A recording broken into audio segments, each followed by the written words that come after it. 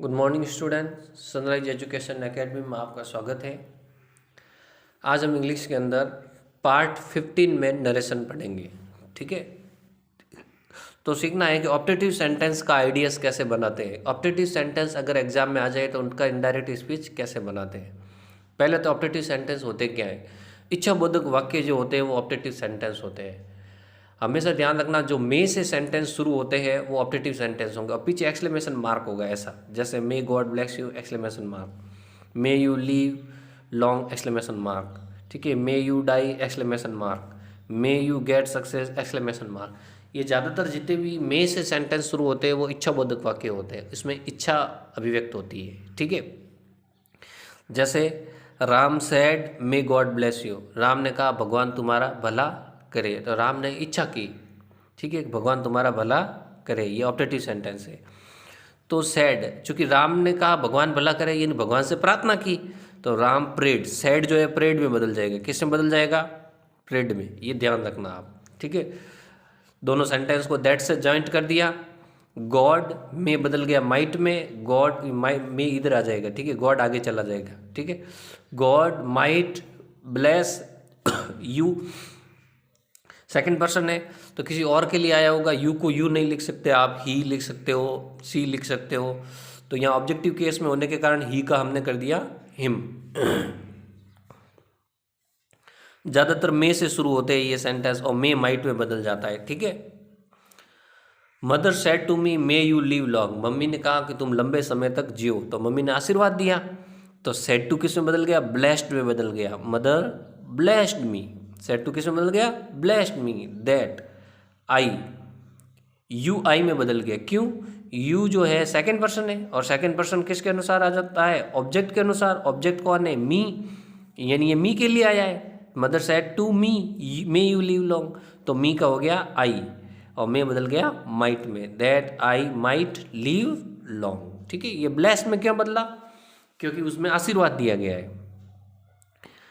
अब देखो श्राप वाला भी होता है, कई बार श्राप में बदल जाता है। जैसे they said may you die, उन्होंने कहा कि तुम मर जाओ, तो ये तो श्राप दे दिया। तो श्राप देने वाला क्या हो जाता है? वो ज़्यादातर कर्स में बदल जाता है। जैसे दे कर्स्ड, सैड किससे बदल गया?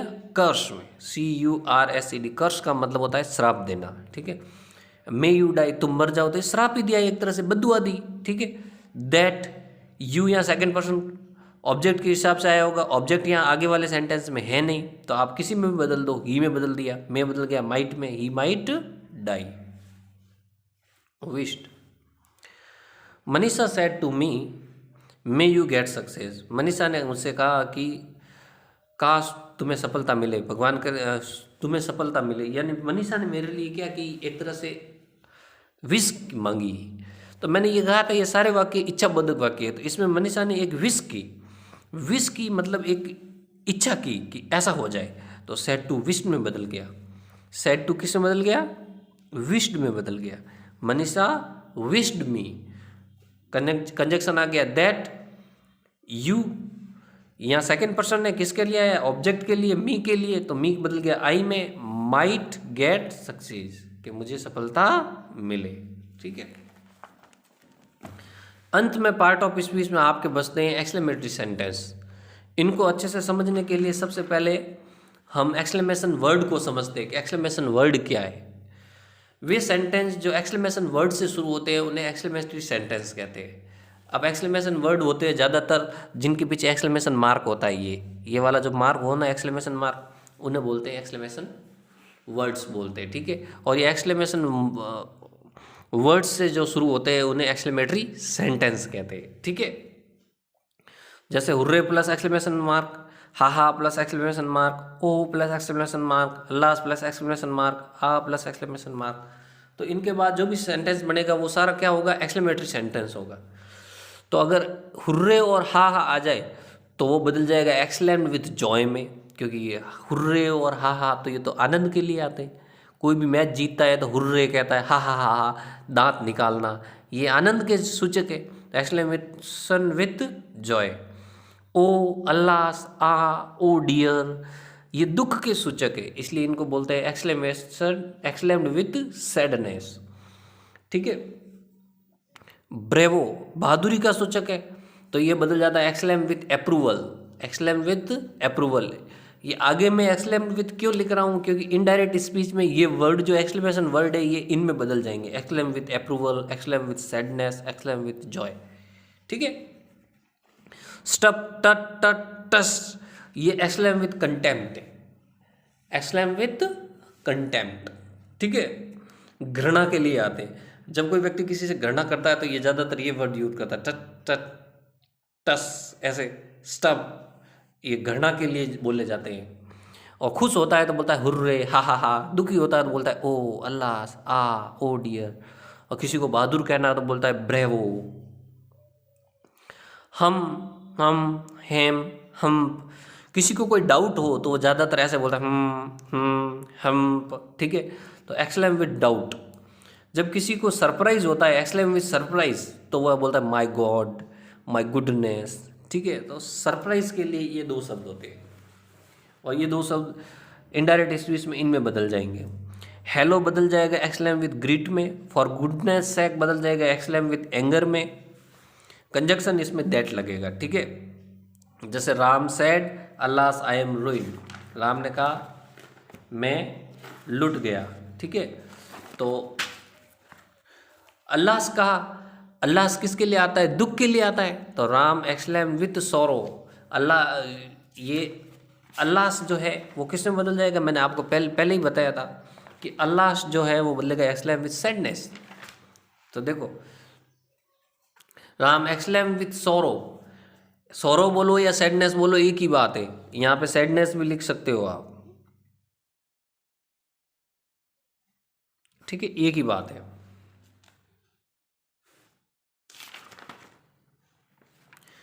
ठीक है, Ram exclaim with sorrow that she ruined, she was ruined, sorry for that he was रुइन्ड।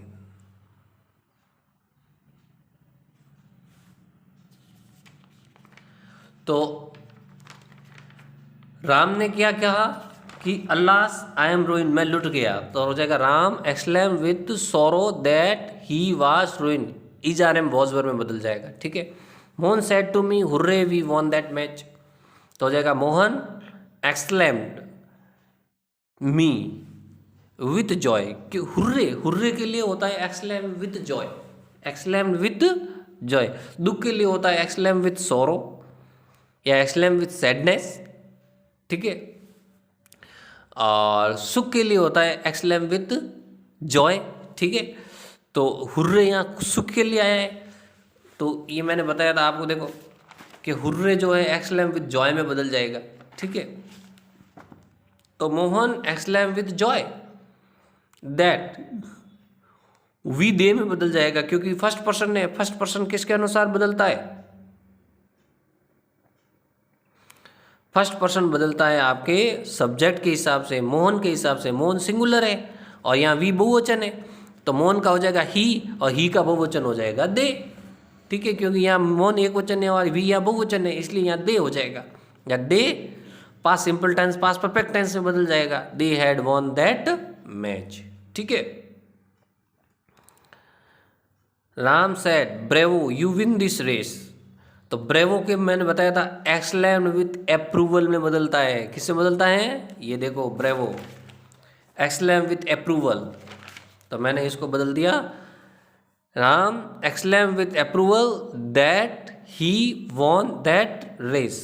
अब देखो विन फर्स्ट फॉर्म थी, फर्स्ट फॉर्म सेकंड फॉर्म में बदल गई, क्यों, क्योंकि past simple tense present simple tense past simple tense में बदल जाता है, और यू यहाँ सेकंड पर्सन का सेकंड पर्सन है और ऑब्जेक्ट के लिए आया, ऑब्जेक्ट कोई नहीं है इसलिए हमने इसके ही में बदल दिया, ठीक है। और यहाँ देखो मी आपके एक्सलेम विथ जॉय में मी को अगर जोड़ना है तो वो सीधी वर्ब के बाद जोड़ दो, Mohan exclaimed me with Joy, ठीक है। मी यहाँ बीच में जुड़ेगा, ठीक है। वैसे पूरा वर्ड है एक्सलेम विथ जॉय, लेकिन यहाँ मी बच गया इसलिए हमने इसको एक्सलेम्ड के आगे जोड़ दिया, ठीक है। गुड मॉर्निंग गुड नाइट आ जाए तो वो बदलेगा एक्सलेम विथ बिडिंग, अलविदा कहना, ठीक है। एक्सलेम विथ बिडिंग, अलविदा कहना, किसी से मुलाकात करना। ये एक्सलेम विथ डिस्गस्ट, परेशानी में बदल जाएगा।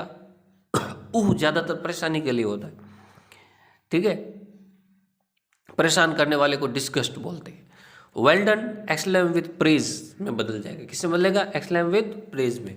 तो आप ये वर्ड याद कर लेना बस कि कौन सा किस में बदलेगा। अगर ये आपको समझ में आ गया तो बाकी तो वो पुराना वाला पैटर्न फॉलो करना है। टेंस बदलना है, पर्सन बदलना है, दैट लगाना है। केवल जो सैड टू है वो इसमें बदल जाएगा। Exclaim with joy, exclaim with sadness, exclaim with सोरो,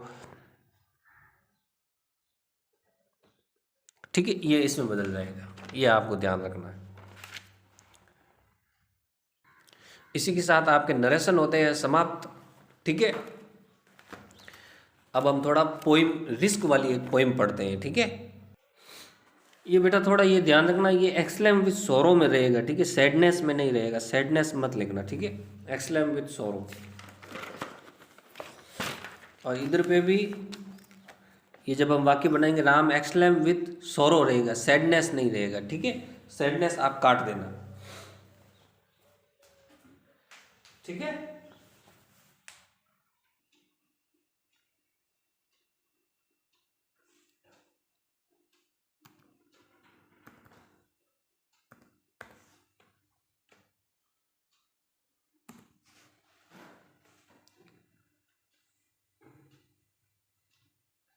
अब रिस्क वाली पोइम लेंगे हम, ठीक है।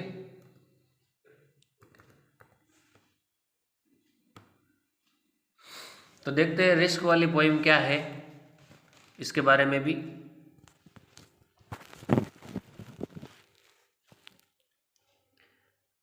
तो इसको समझते हैं। पहली लाइन है टू लाफ,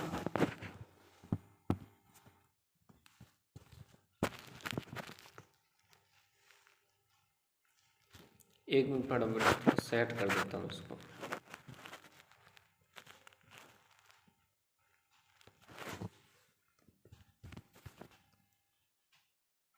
हाँ अब ठीक है।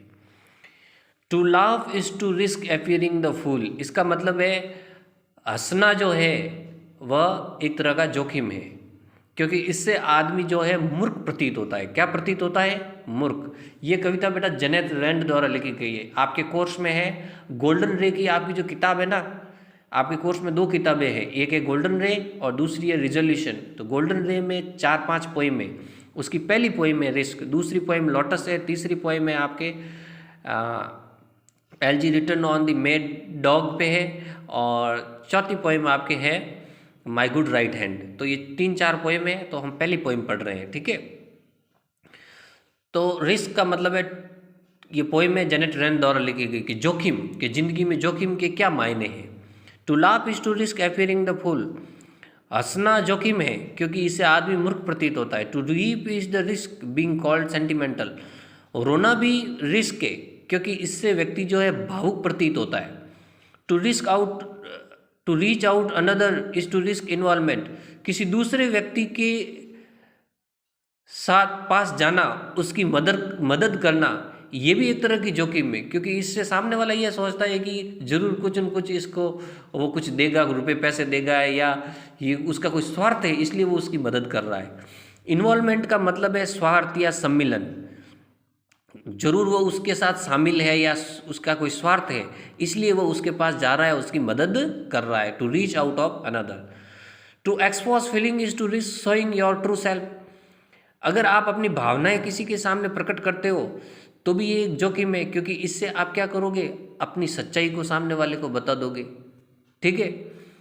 To place your ideas your dreams before the crowd is to risk being called naive, अगर आप अपने विचारों को, अपने सपनों को, ठीक है, दूसरों के सामने रखते हो तो भी ये भी एक तरह का जोखिम है, क्योंकि इससे क्या रखता है कि सामने वाले को लगता है कि आप नौसिखिए हो। नाइव का मतलब नौसिखिए, आपको सामने वाला नौसिखिया समझता है। क्या समझता है? नौसिखिया, ठीक है। To place your ideas your dreams before the crowd is to risk being called naive, सामने वाला आपको नौसिखिया समझता है। To love is to risk not being love in return, प्रेम करना भी जोखिम है। क्यों जोखिम है? क्योंकि हो सकता है कि प्रेम के बदले वापस प्रेम ना मिले, तो ये जोखिम है। आप किसी से प्रेम करते हो, सामने वाला आपसे प्रेम करे, जरूरी थोड़ी है। To live is to risk dying, जीना भी जोखिम है क्योंकि मरने का डर रहता है। To hope is to risk despair, आशा करना जोखिम है क्योंकि निराशा आ सकती है। To try is to risk failure, और कोशिश करना भी रिस्क है क्योंकि हो सकता है आपको असफलता मिल जाए। But risk must be taken because greatest risk in life is to risk nothing, लेकिन जोखिम लिया जाना चाहिए। जिंदगी में सबसे बड़ा जोखिम यही है कि आप कोई जोखिम नहीं लेते हो। अगर जिंदगी में आप कोई जोखिम नहीं लेते हो तो ये सबसे बड़ा जोखिम है, इसलिए रिस्क लेनी चाहिए। The person who risk nothing does nothing has nothing is nothing and become nothing, एक व्यक्ति जो जोखिम नहीं लेता वह डज नथिंग कुछ नहीं कर सकता, हैज नथिंग उसके पास कुछ नहीं होता, वो खुद कुछ नहीं होता, एंड बिकम नथिंग और ना खुद कुछ बन सकता है। ठीक है, बिकम का मतलब बनना। ही में अवॉइड सफरिंग एंड सॉरो, वह दुख और पीड़ा को तो कुछ समय हटा देगा। मतलब आप जोखिम नहीं लोगे तो आप अपने जीवन से दुख और पीड़ा तो कुछ समय के लिए हटा दोगे, but he simply can not learn, लेकिन वह इससे नहीं सीख पाएगा। ठीक है, feel change grow and love, लेकिन वह ना तो जोखिम से प्राप्त होने वाले ज्ञान को प्राप्त कर पाएगा, ना महसूस कर पाएगा, ना उसमें कोई बदलाव होगा, ना वो बड़ा बन पाएगा, ना वो प्रेम कर पाएगा। लेकिन ये कहना चाहता है कि अगर आप जोखिम नहीं लेते हो तो कुछ समय के लिए आपके जीवन में से दुख व पीड़ाएं हट जाएगी। क्या कहना चाहता है कि अगर आप जोखिम नहीं लेना चाहते तो कुछ समय के लिए आपके जीवन में पीड़ाएं व दुख क्या है वो हट जाएगी, लेकिन बाद में आप ना तो उससे कुछ सीख पाओगे, कठिनाइयों से व्यक्ति सीखता है, और ना आप कोई महसूस कर पाओगे किसी चीज़ को, ना आप में कोई बदलाव होगा, ना आप बढ़ पाओगे, ना आप प्रेम कर पाओगे। यानी बिना जोखिम के आप जीवन में कुछ नहीं सीख सकते, कुछ प्रेम प्राप्त नहीं कर सकते, कुछ नहीं कर सकते। यानी जीवन में जोखिम लेना आवश्यक है, जोखिम से ही व्यक्ति क्या है आगे बढ़ पाता है। Change bye certitude he is slave, और ऐसे व्यक्ति क्या है अपने पुरानी रूढ़िवादिताओं से ग्रसित रहते हैं। सर्टिट्यूड का मतलब होता है ऐसे व्यक्ति एक तरह से बंदिश में रहते हैं। ठीक है, अपनी सोच की बंदिश में रहते हैं, अपनी पुरानी सोच के बंदिश में। सर्टिट्यूड का मतलब यहाँ पुरानी सोच कि हमें काम नहीं करना है, हमें कोई जोखिम नहीं उठाना है, हमें खेतों में बीज नहीं बोना है, बरसात होगी कि नहीं होगी, हल नहीं खड़ना है। ऐसे लोग पुरानी सोच से ग्रसित रहते हैं, ऐसे लोग कुछ काम नहीं करना चाहते। सर्टिट्यूड का मतलब पुरानी सोच से जकड़े रहते हैं, इसलिए ऐसे लोग दास होते हैं। ठीक है, he has fortified his freedom, ऐसे लोगों को अपनी स्वतंत्रता चुकानी पड़ती है, यानी अपनी स्वतंत्रता को बंदी करना पड़ता है। ऐसे लोग अपनी स्वतंत्रता को त्याग देते हैं। फोर्टिफाइड मतलब स्वतंत्रता त्यागनी पड़ती है उन्हें, वे स्वतंत्र नहीं है, दास होते हैं वो। Only the person who risk is truly free, इस दुनिया में केवल वही व्यक्ति जो जोखिम उठाता है वो स्वतंत्र है, बाकी कोई व्यक्ति जो है स्वतंत्र नहीं है। तो बेटा ये पोइम जो है, यह पोइम आपके कोर्स के अंदर है 10th में, और ये पहली पोइम में। ठीक है, इसके बाद 2-3 पोइमें और बची हुई है। एग्जाम में पोइम में से सवाल ये आएगा कि आपसे लेखक का नाम पूछ लिया जाएगा रेफरेंस में, तो रेफरेंस में ये लिखना है कि this lines have been taken from the poem risk written by Janet Land. तो आपको पूरा पता होना चाहिए पोइम कौन सी है, उसका लेखक कौन है। दूसरी बात, पोइम के अंदर आपको उसकी एक एक लाइन का अर्थ पता होना चाहिए। इसकी लाइन का अर्थ क्या है, इसका मीनिंग क्या है, वो आप थोड़ा सा याद कर लेना। ठीक है,